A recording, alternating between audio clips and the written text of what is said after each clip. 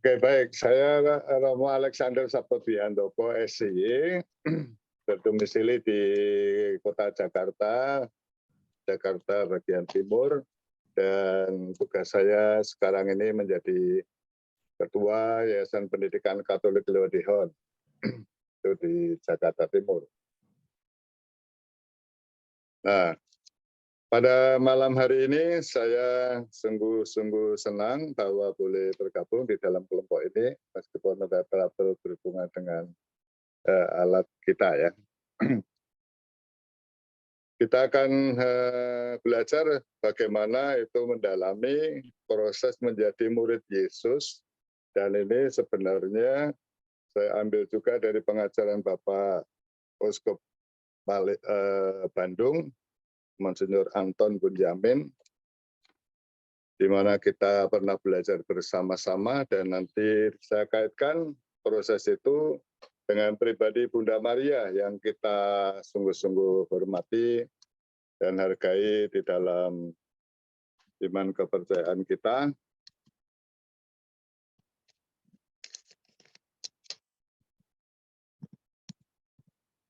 Bahwa dalam kesederhanaan, mungkin juga bagian dari hidup kita, saya sendiri sangat-sangat terinspirasi dari kehidupan Bunda Maria ini. Saya dilahirkan di sebuah desa terpencil di dekat Sendang Sriningsih, di mana ada di sana tempat untuk berdevosi kepada Bunda Maria yang sangat kita cintai. Dari kecil kita memang dididik untuk berdoa, baik itu secara pribadi maupun juga bersama-sama di dalam keluarga. Dari kecil hingga saat ini, devosi kepada Bunda Maria lebih-lebih dalam bentuk doa rosario suci, berkunjung ke tempat-tempat ziarah di mana Bunda Maria dikunjungi oleh begitu banyak orang, selalu menginspirasi bagi hidup dan panggilan saya. Panggilan saya sendiri tumbuh berkembang di sekitar devosi Bunda Maria ini. Kita tahu bahwa doa rosario merupakan doa yang sangat sederhana tetapi sungguh-sungguh mendalam, karena di sana nilai kristosentris itu sungguh-sungguh ada. Dan kita memang diajar untuk selalu berdoa di dalam situasi apapun, seperti di dalam Injil yang baru saja kemarin kita dengarkan dan renungkan bersama, supaya sebagai seorang beriman kita berdoa tiada henti. Dan itulah maksudnya Tuhan Yesus, supaya memang pada saat kedatangannya yang kedua itu didapati iman di bumi ini, yaitu iman kita semua, orang-orang yang berani untuk mempercayakan diri kepada Tuhan Yesus sendiri. Proses menjadi murid Yesus memang berbeda-beda jalannya. Tetapi pada dasarnya proses itu terdiri daripada perjalanan harmoni antara identitas dan aktivitas. Nanti kita bagian terakhir bisa melihat dalam diri Bunda Maria sendiri. Di dalam kehidupan kita, kita seringkali menemukan keluhan atau kata-kata nasi sudah menjadi bubur. Kita bertemu dengan situasi yang sudah terlanjur mengatakan, terlanjur memutuskan, terlanjur berbuat ini itu. Tetapi kata terlanjur diucapkan pada situasi di mana seseorang mengalami sesuatu yang tidak diharapkan tetapi sudah terjadi. Mau disesali sulit, mau dirubah susah, mau diperbaiki repot, gitu. Maka kata terlanjur terungkap karena suatu pribadi ataupun juga institusi mengalami penyimpangan dari visi misi pendiri, visi misi dari gereja masa kini. Mau dikembalikan sudah menjadi kebiasaan yang seringkali secara salah kaprah juga seringkali dikatakan sebagai tradisi. Mau dirubah, banyak yang protes, gitu. Mau diperbaiki, berisiko sangat tinggi. Maka seringkali orang yang mengatakan, ya nasi sudah menjadi bubur, mau diapakan lagi. Gitu. Nah, sebenarnya kita mengalami pribadi Allah yang begitu Maha Rahim, telah mengampuni kita, Dia telah tidak pernah lelah mengampuni kita. Maka di dalam anjuran apostolik Paus Fransiskus Evangelii Gaudium, di sana dikatakan, Allah tak pernah lelah mengampuni kita. Kita adalah orang-orang yang justru lelah mencari belas kasih-Nya. Kristus yang menyuruh kita untuk mengampuni satu sama lain 70 kali 7 kali telah memberikan teladan kepada kita semua. Dan sampai kapanpun, bahkan pada saat terakhir hidupnya, Dia berkenan memberikan pengampunan kepada penyamun yang bertobat, yang bersama-sama dengan Yesus disalibkan. Kuncinya adalah bahwa ada pertobatan di dalam perjalanan hidup ini, kapanpun. Ya. Banyak orang seringkali menunggu, nanti kalau sudah dekat waktunya, Tuhan memanggil. Tetapi pada dasarnya bahwa Allah mengharapkan sesegera mungkin. Ya. Dan dalam situasi apapun, kita ini berani berjalan kembali melakukan pertobatan di hadapan Allah. Tidak ada yang terlanjur di hadapan Tuhan, karena Allah adalah kasih. Dalam kasih tiada kata terlanjur, orang berdosa apapun akan selalu diampuni. Sekali lagi, asal kita mau berjalan kembali menuju Allah melalui pertobatan yang benar. Allah selalu memberi kepada kita kesempatan menata diri, merangkai masa depan yang baru, yang penuh iman dan harapan. Coba kita lihat di dalam Injil Lukas 19:1-10, di mana Yesus menjumpai Sakeus. Sakeus yang dikenal sebagai pendosa, yang memungut pajak lebih daripada yang ditentukan, dan demi keuntungannya sendiri, akhirnya berani menyerahkan diri kepada Kristus Yesus setelah dia boleh bertemu, bahkan Yesus hadir di dalam rumahnya sendiri. Digerakkan oleh belas kasih Tuhan, Sakeus akhirnya mengatakan, Tuhan, setengah dari milikku akan kuberikan kepada orang miskin, dan sekiranya ada sesuatu yang kuperas dari seseorang, akan kukembalikan 4 kali lipat. Dan apa yang menjadi jawaban Yesus sungguh mencengangkan. Hari ini telah terjadi keselamatan kepada rumah ini, karena orang ini pun anak Abraham. Jadi kadang-kadang kita takut untuk bertobat karena kita merasa dosa kita begitu besar. Ataupun juga sebaliknya, kalau kita melihat dan mengadili dengan cepat saudara-saudari kita. Tetapi dengan kisah Sakeus kita diajak untuk melihat di sana bahwa Tuhan selalu membuka hatinya untuk menerima kembali setiap dari kita yang berani bertobat. Nah, berhubungan dengan panggilan kemuridan, di dalam Markus bab 3 ayat 13-19, Yesus sendiri memanggil para murid-Nya.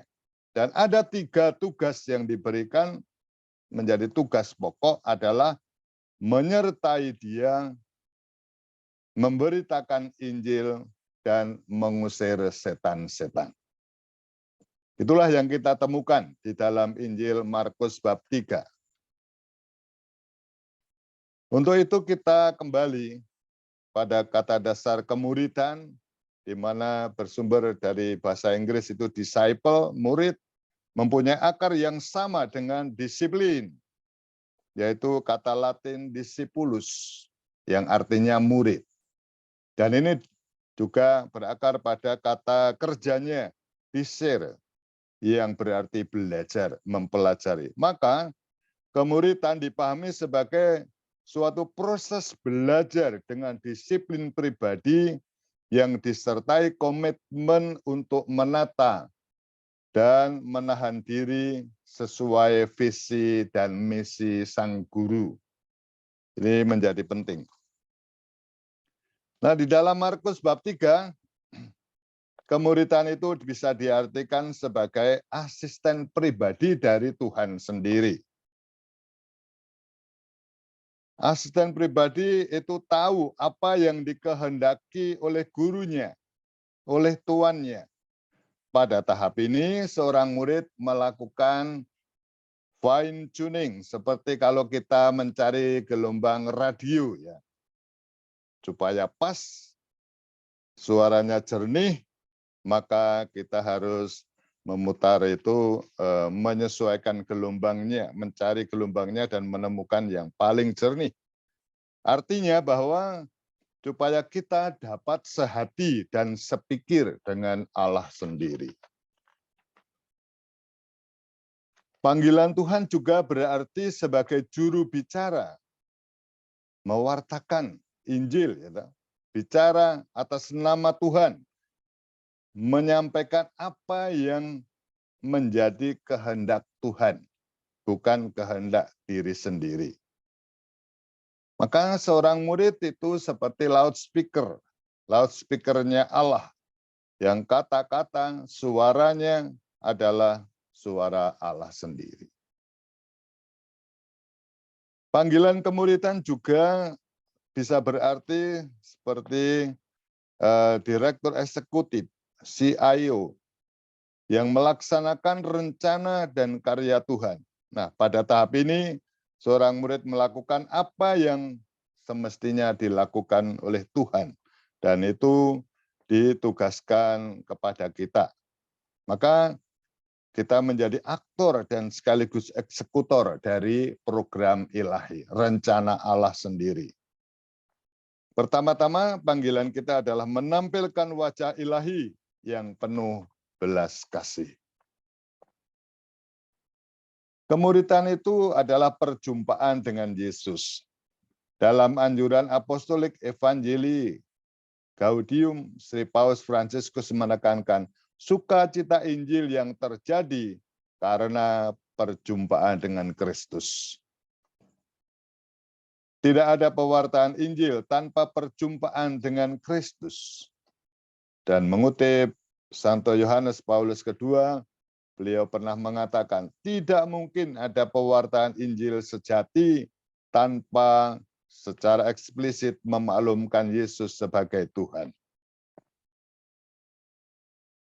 Kita juga bisa mengartikan bahwa kemuridan itu tinggal dengan Yesus. Yohanes mengantar para murid kepada Yesus. Yesus tahu bahwa ada 2 murid mengikutinya. Tetapi Yesus ingin tahu apa sebenarnya yang menjadi motivasi dari mereka itu. Maka beliau bertanya, apakah yang kamu cari? Dan para murid itu spontan menjawab, Rabi, di manakah engkau tinggal? Jadi para murid yang hendak mengikuti Yesus semestinya rela untuk tinggal bersama-sama dengan Yesus. Dan konsekuensi dari kemuridan itu adalah bahwa kita harus berani melepaskan yang berharga.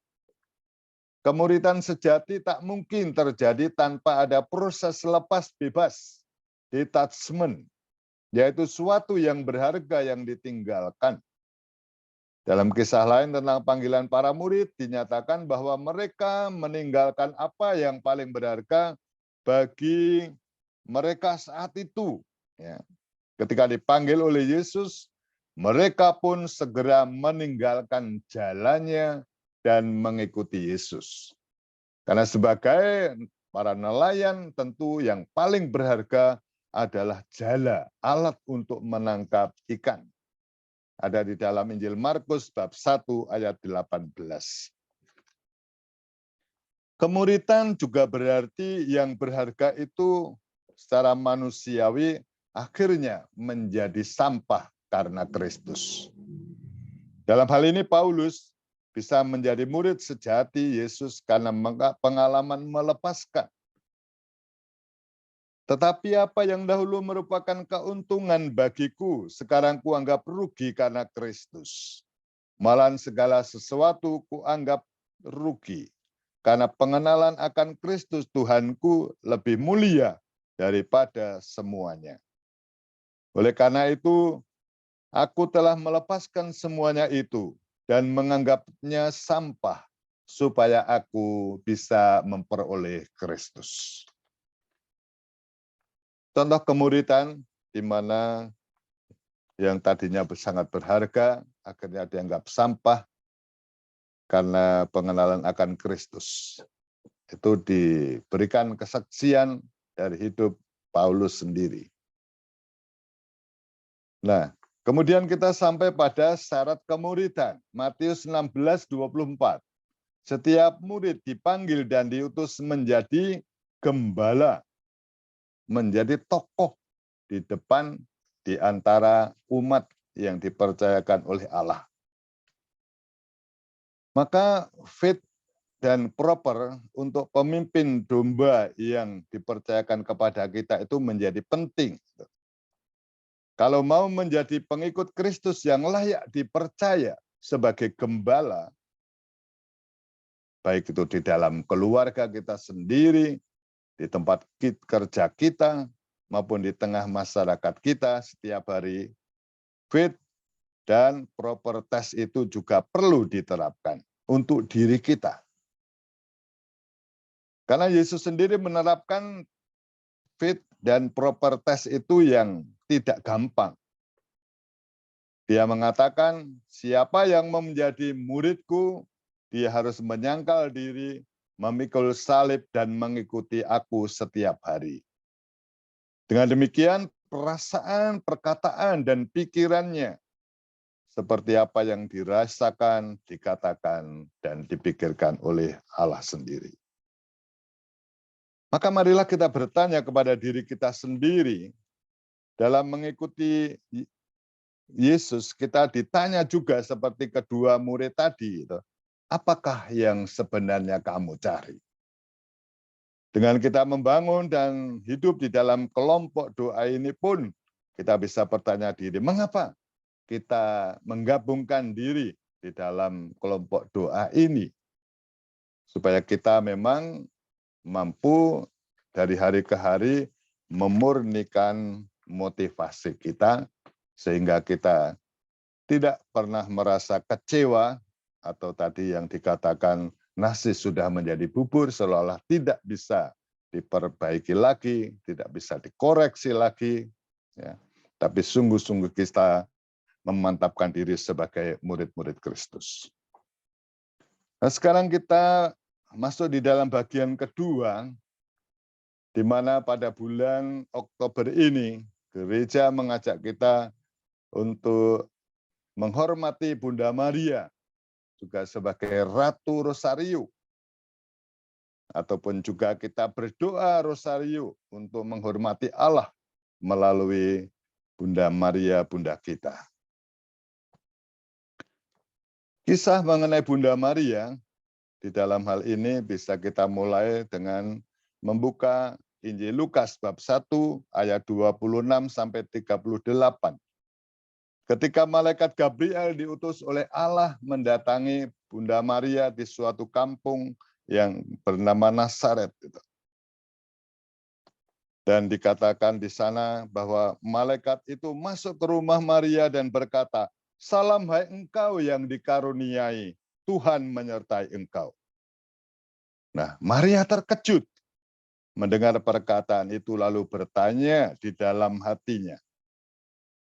Nah, dari ayat ke-29, terkejut dan menyimpan, ya, pertanyaan itu di dalam hatinya. Apa arti salam itu? Kita bisa melihat sosok pribadi Bunda Maria, seorang manusia yang sangat sederhana. yang sangat nerimo dalam bahasa Jawa itu. Apapun itu diterima tanpa protes, tanpa bertanya. Mungkin juga di dalam kesederhanaan, kemampuan cara berpikirnya, tidak banyak bertanya seperti orang-orang yang pinter, orang-orang yang kritis, sedikit-sedikit bertanya. Dalam Bunda Maria kita menemukan seorang manusia yang biasa, sangat biasa, seorang manusia yang sangat sederhana, pikirannya juga, seorang manusia yang sangat sederhana di dalam penampilannya. Tetapi apa yang dikatakan oleh malaikat? Jangan takut hai Maria, sebab engkau beroleh kasih karunia di hadapan Allah. Dan malaikat itu juga menjelaskan tentang siapa yang akan dikandung oleh Bunda Maria akan menjadi besar dan disebut anak Allah yang maha tinggi. Nah, sekali lagi, Maria memberanikan diri untuk berdialog, membangun dialog. Meskipun ada rasa takut, ada rasa sungkan, ada rasa juga karena menghormati malaikat yang hadir, diutus oleh Allah di hadapannya itu. Bagaimana hal itu mungkin terjadi karena aku belum bersuami? Maka pemikiran kemanusiaannya itu yang dimunculkan. Manusia selalu berpikiran demikian, dan itu sangat-sangat logis. Bahwa Maria bertanya, belum bersuami kok dikatakan akan mengandung.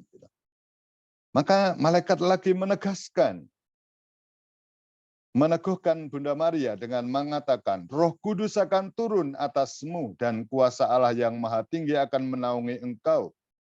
Sebab itu anak yang akan kau lahirkan akan disebut kudus anak Allah. Dan lagi buktinya bahwa Elizabeth saudarimu yang dikenal sudah tua itu ternyata sekarang juga mengandung anaknya pada bulan yang ke-6.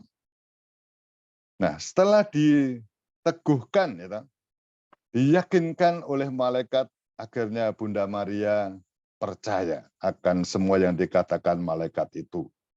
Dan akhirnya memberikan jawaban positif. Sesungguhnya aku ini adalah hamba Tuhan. Jadilah padaku menurut perkataanmu itu. Lalu kita bisa melihat di dalam perikopa yang lain, dalam Injil Santo Lukas, bab 2 ayat 1-7.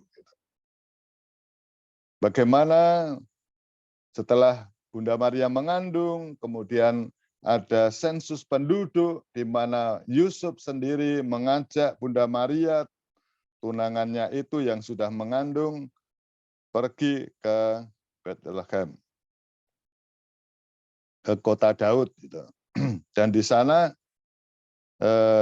tiba waktunya bahwa Maria melahirkan anaknya. Ia melahirkan seorang anak laki-laki, anaknya yang sulung. Lalu dibungkusnya dengan lampin dan dibaringkannya di dalam palungan. Karena tidak ada tempat bagi mereka di rumah penginapan. Kita menemukan di sini sosok Bunda Maria, orang yang percaya dengan penuh kesederhanaan. Meskipun dia dikatakan oleh malaikat dipilih untuk mengandung putra Allah, tapi dia sendiri tetap bersahaja, tetap sederhana, tidak memberikan kepadanya itu seolah-olah hak istimewa untuk diistimewakan oleh bangsanya pada saat itu.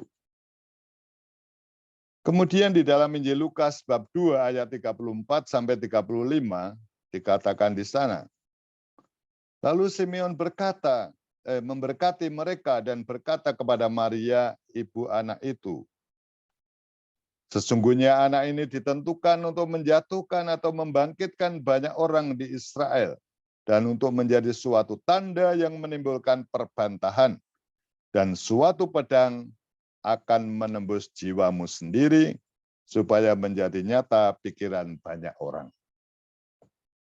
Apa yang telah tadi kita pelajari, bahwa untuk menjadi pengikut Yesus, orang harus meninggalkan diri, rela memikul salib setiap hari, dan mengikuti Yesus. Dan disinilah telah diramalkan juga oleh Simeon, ya, ketika Bunda Maria membawa kanak-kanak Yesus untuk dipersembahkan di bait Allah.